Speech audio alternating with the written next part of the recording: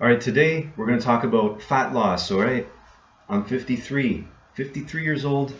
I've been a nutritionist for a long time, personal trainer for a long time. Today we're going to talk about some nuts and bolts about weight loss. And we're also going to talk about some intangibles around fat loss. So especially for men, being lean is a great idea because body fat makes estrogen. So the more body fat you have, the more estrogen you're going to make. And estrogen depresses testosterone levels. So we want to minimize estrogen. So the leaner you are as a man, the better. As long as you're not too lean, but that's usually not going to happen by mistake. Like you wake up and like, oh my God, I have too much abs. Like, oh geez. So going in that direction is really good for a man. For a woman, women should generally be, because there's some, idiosyncratic, there's some individual differences between people, but most women physiologically are healthiest when they're at least 18% body fat. For a man right now, I'm probably sitting at about 8%, something like that, 7-8%. So for a man, anything under, let's say, under 13, 12 is decent. And so for women, 18 to 28% body fat is usually the best range for them. Body fat is an important part of female physiology, as in it's an important part for male physiology, but for women, it's making estrogen in both sexes. It helps to keep them on an even keel hormonally. Very also beneficial if a woman's going through menopause to have a decent amount of body fat to help her to make some estrogen because her ovaries are making less at that point. So some nuts and bolts and some intangibles. So nuts and bolts, there's individual variation on how much carbs you can have. So personally, I eat a lot of carbs, I eat a lot of fat, and I eat a lot of protein. So some people can handle more carbs like myself and some people can't. So carbs is going to be your thermostat for weight control. Okay, so always keep the protein. Protein drives your metabolism.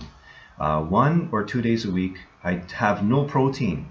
And I've been doing that for over 25 years. So fasting is beneficial for your digestive system, and it also is beneficial for cleansing your cells on a cellular level.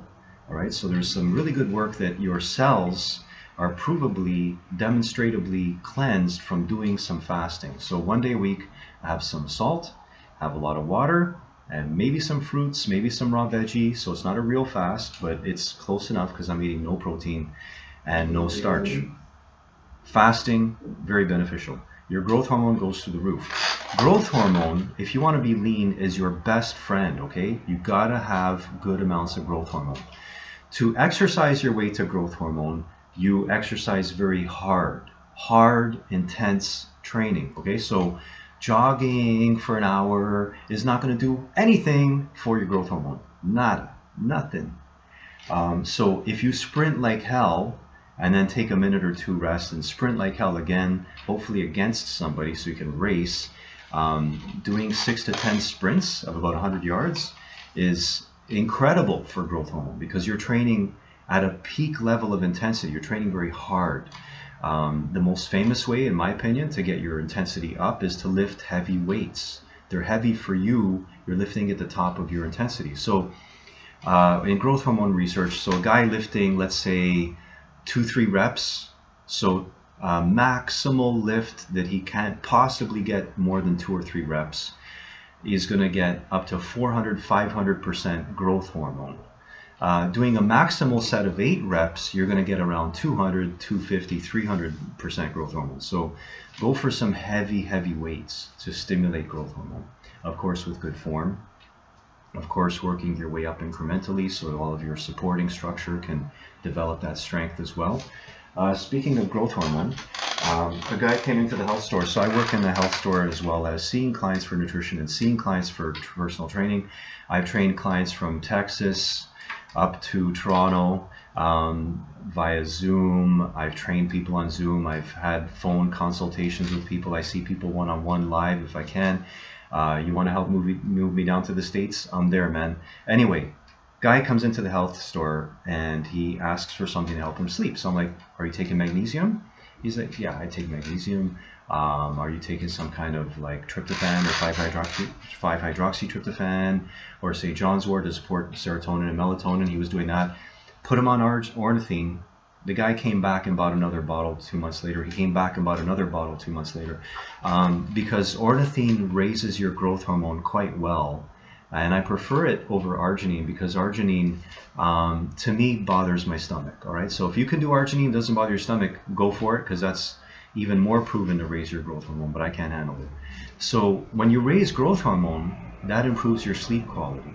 But when you raise growth hormone, you also get more ripped, all right? You get more ripped because growth hormone is a huge fat burner, and it's a mild muscle supporter, but it's a huge fat burner. So go to sleep early, sleep well, doctor your sleep with natural stuff. So I take 5-HTP and St. John's wort and magnesium.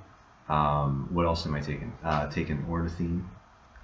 And that's how I doctor up my sleep, because I'm 53. I need a little bit of help in the sleep department, right? Because, and I take, very important, anti-cortisol herbs, because cortisol is the arch nemesis of growth hormone. Now, getting back to fat loss, if your cortisol is high, it's going to make your insulin high.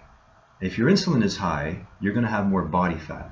So cortisol is going to cause you to have more body fat if it's elevated. Cortisol is not, like, you need normal amounts, but as you age, they go a little higher than they should be. So taking anti-cortisol herbs before bed will lower your cortisol and help you to make more growth hormone, because cortisol tends to antagonize growth hormone, as I said. What herbs will lower cortisol?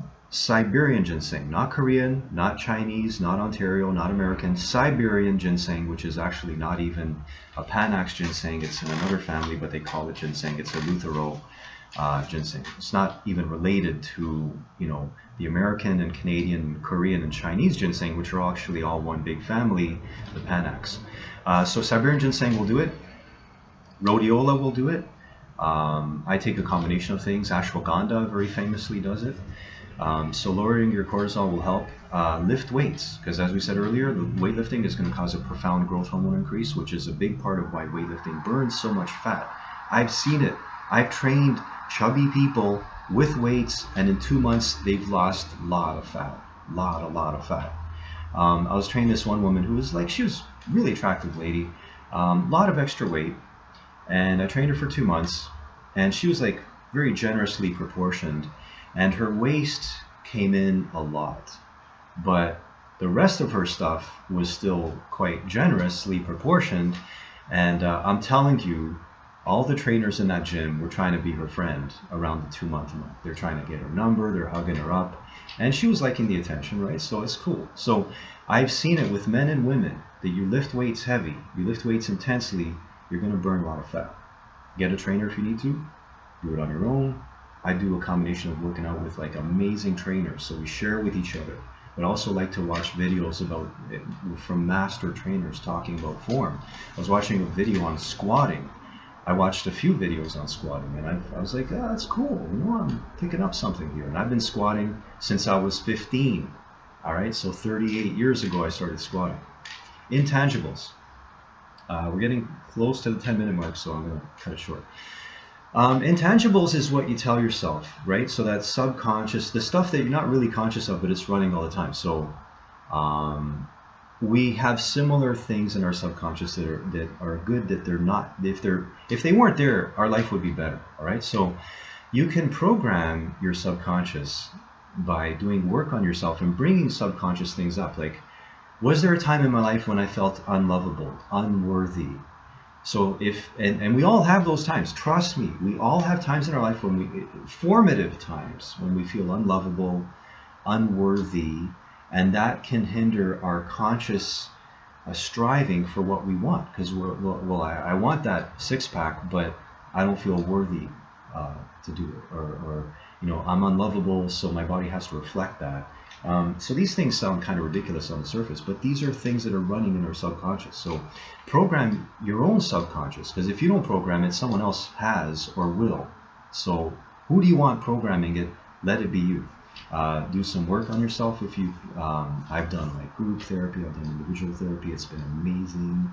That's a great way to bring things up to the surface. And you're like, oh, I don't need this anymore. Once you see it, it doesn't have that effect on you. So And do affirmations. If the affirmation feels totally wrong, like, I have a lean body, I am healthy, I have a good metabolism, do these affirmations, whatever speaks to you that's in that vein, and see if with the power of repetition, just doing it so many times, that you can kind of, because repetition is one of the ways you can program your subconscious, and see if it starts feeling better for you, it starts feeling more true.